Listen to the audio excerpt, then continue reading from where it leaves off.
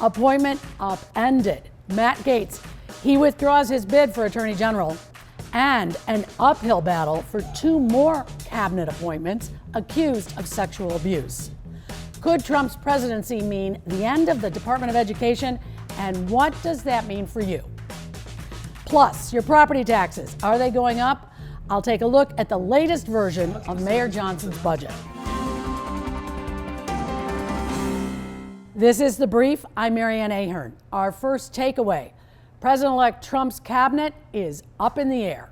Attorney General nominee Matt Gaetz withdrew his name Thursday afternoon. This happened less than an hour after reports of a second sexual encounter between Gaetz and a 17-year-old. At least one Democrat, Illinois Congressman Shawn Duffy, he's pushing for a House Ethics Committee report to still be released. I think the American people generally understand that if you are accused of these heinous acts in your workplace, you should not get off simply by resigning your job. Gaetz posted to social media shortly after withdrawing, saying in part, "It's clear that my confirmation was unfairly becoming a distraction to the critical work of the Trump-Vance transition." Gaetz also went on to say he will forever be honored to be nominated. I talked to former U.S. Attorney Ron Safer to get his reaction. What seems to be motivating Donald Trump's selections is personal loyalty. It is not competence. It is not fitness for the particular job. It is invariably people who have shown him personal loyalty. That's the sole criteria. Let's take a look, though, at the other appointments from this week. Linda McMahon for Secretary of Education. She is the former head of the Small Business Administration and a World Wrestling Entertainment executive. She's also served on the Connecticut Board of Education for 1 year. She's relatively unknown in education circles and supports charter schools and school choice. I've been waiting on this appointment because I wasn't sure it was coming. Conservatives have been saying for years, let's get rid of the Department of Education. And on the campaign trail, Trump said the same. And one other thing I'll be doing very early in the administration is closing up the Department of Education in Washington, D.C., and sending all education and education work and needs back to the states. Let's talk about the Department of Education.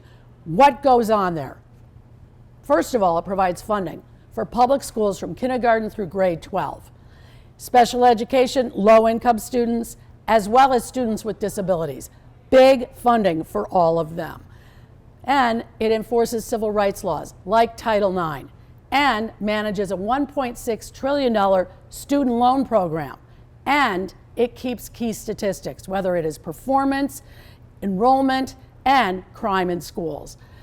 It began as a cabinet-level post in 1980 under Jimmy Carter's presidency.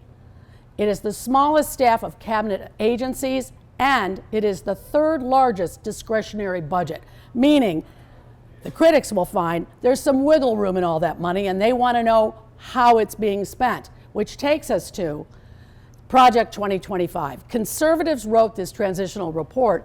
They believe that Treasury and Justice, those departments, would assume the responsibilities of the Education Department.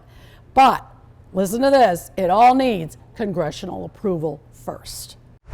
Also appointed this week, Dr. Mehmet Oz will oversee the Centers for Medicare and Medicaid Services.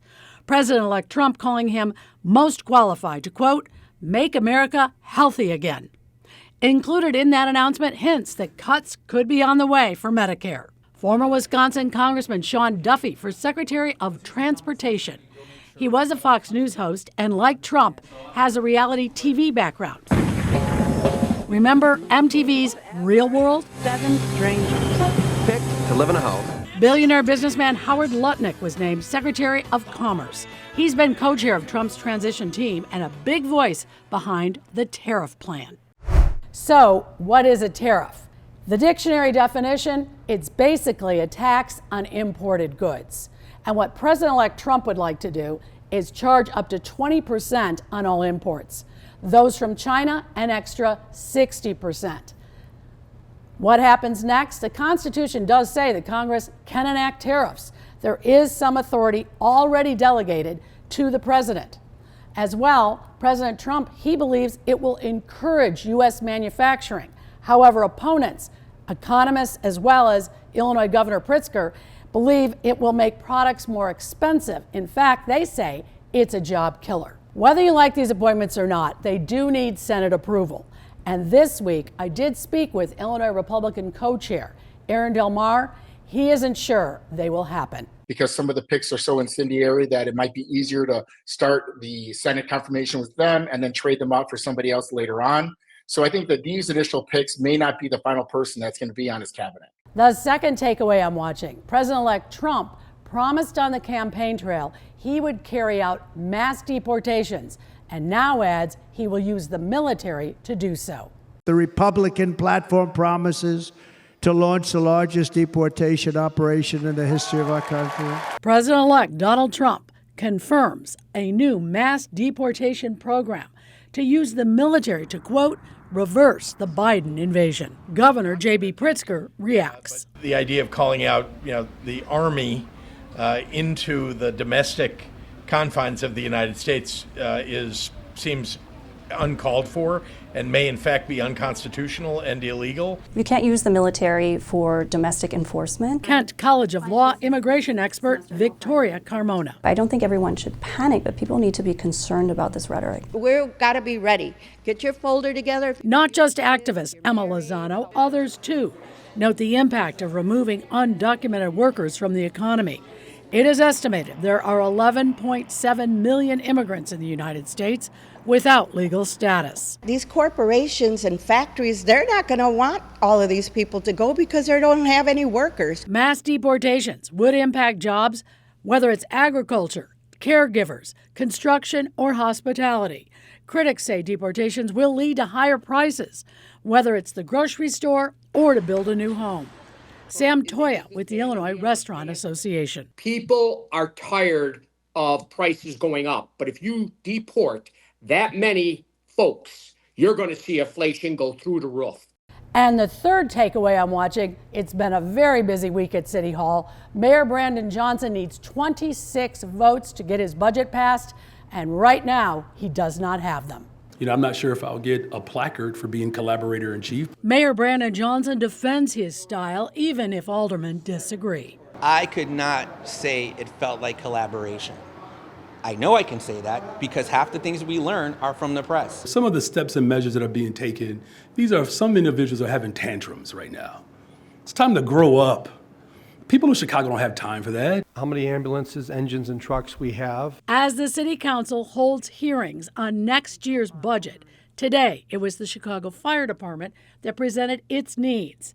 After last week's 50-0 vote telling Mayor Johnson no way on a $300 million property tax hike, he insists that cutting labor is still off the table. Cuts to services is a non-starter. The new proposals include a $150 million property tax hike, $128 million raised through personal property lease tax on cloud computing, $10 million through hiking fees for streaming services. The mayor needs 26 votes. Today, even he walked back one of his top aides, claiming they already had the votes needed. I know I read that somehow 26 members of this body are somehow in favor of that, but it is notable the fact that I can't name one of them. So is it true that I have 26 votes on this proposal? Is it true? We are still in the process of negotiating.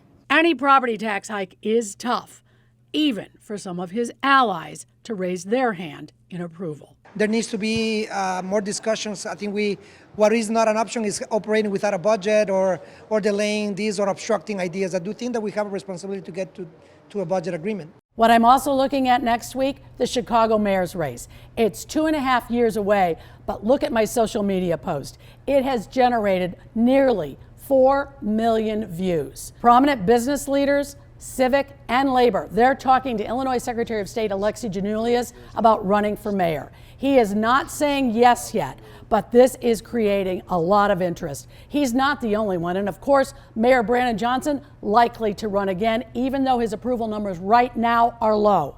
That could change. But others, like Mike Quigley, Susanna Mendoza, Representative Cam Buckner, and 5 or 6 aldermen, all are looking at it and wondering whether or not there's a path for them. The Chicago mayor's race, it's 2.5 years away, but we'll be watching it for you, of course. Thanks for watching us. This is The Brief. Have a great Thanksgiving.